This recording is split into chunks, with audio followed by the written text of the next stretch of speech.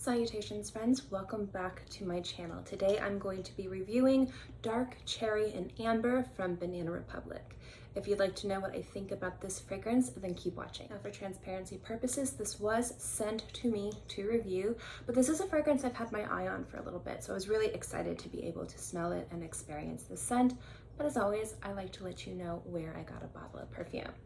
Now the notes in this fragrance are black cherry, pink freesia, there's also cherry blossom, praline, blonde cedar, and red amber.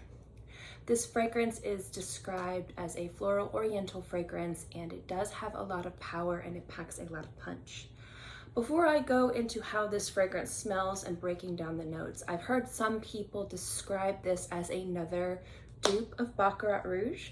And I have to say that I don't completely agree with it, but there are some elements to this that does remind me of that. So I'm gonna get into that at the end of the video and kind of compare them if you are looking for another dupe of Baccarat Rouge. So first things first, this fragrance is very affordable for the size. You're looking at spending $65 retail price, and it is a really beautiful scent. It opens up very strong, very aromatic, a little bit peppery, but there is a tart, sweet cherry note to this that I really enjoy. As it dries down on the skin, you get a little bit more of that warm, resinous amber and a very punchy, woody note to this, which is really, really nice. It's in some ways soft, but I find it to be very aromatic, very peppery, and a little bit sharp, but again, in a very positive way. But that kind of tart, fruity cherry note kind of carries through the entire fragrance and adds a much needed kind of softness, fruitiness, and it just kind of blends everything together and makes everything work together really, really nice. I don't get much freesia in here, and I'm actually kind of glad for that. Sometimes freesia notes can mimic or kind of be reminiscent of very strong bath shower gels and shampoos. It's a very common scented product in like shampoos and bath gels and things like that. And it is a beautiful ingredient, but sometimes it can be overpowering and it can kind of remind you of bath gels, and then things just smell like bath soap. I don't have a problem with scents like that. I think that they're gorgeous.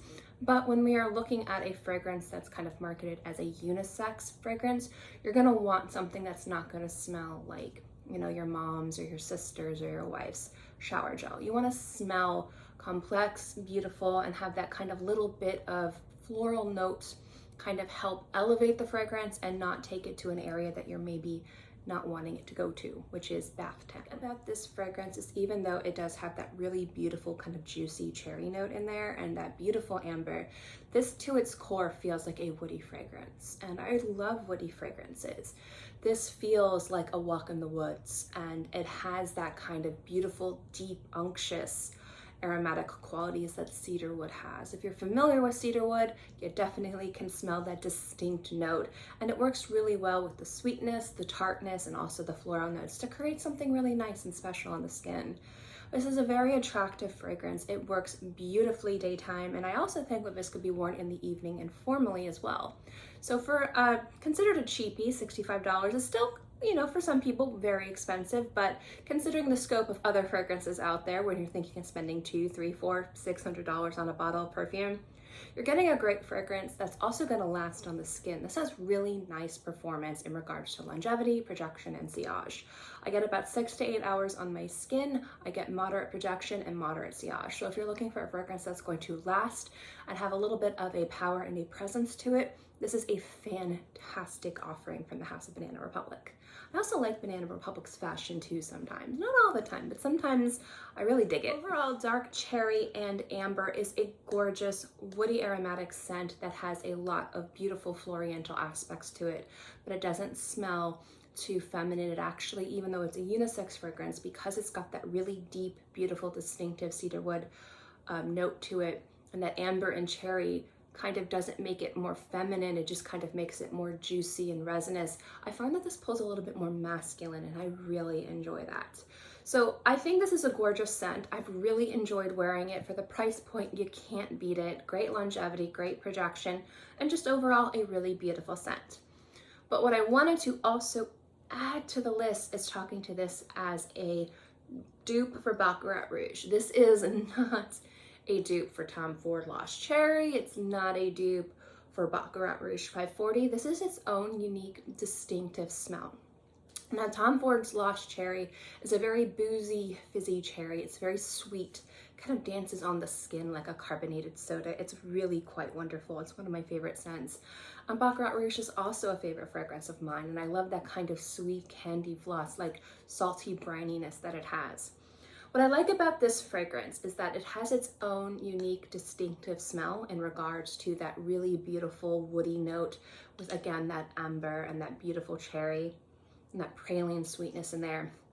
I feel like it has the sweetness of Baccarat Rouge, and that cherry note kind of mimics, again, that sweetness from Baccarat Rouge, but I find this to be way more masculine.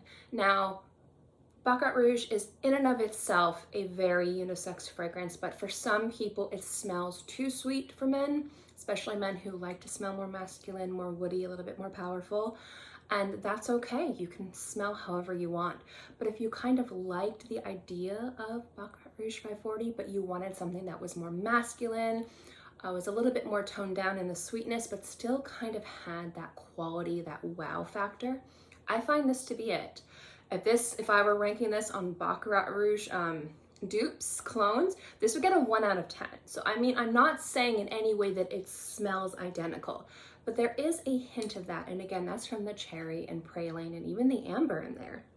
There's a little bit of saltiness in this too, but again, that comes more from the woody note. That distinctive cedar note really is playing with all the other notes and making it very aromatic and very powerful.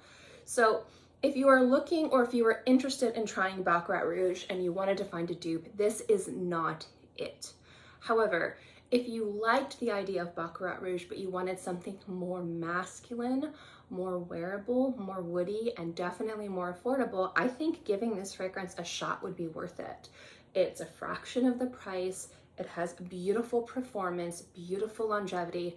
Again, that woody note in there is so powerful and so present. It tones down all the other sweetness and it makes it more unisex, leaning on masculine. So again, if you were looking for a more masculine version of Baccarat Rouge 540, I really don't think you can go wrong with Dark Cherry and Amber from Banana Republic. But on its own, it's its own unique, distinctive scent. And I really enjoy that about this fragrance. So that's my review of Dark Cherry and Amber from Banana Republic. I hope you enjoyed this video. As always, guys, don't forget to like and subscribe. I love seeing this channel grow. And if you had an opportunity to try this fragrance, let me know what you think in the comment section below. As always, guys, thank you so much for watching this video. I hope you enjoyed it, and I'll see you next time. Bye.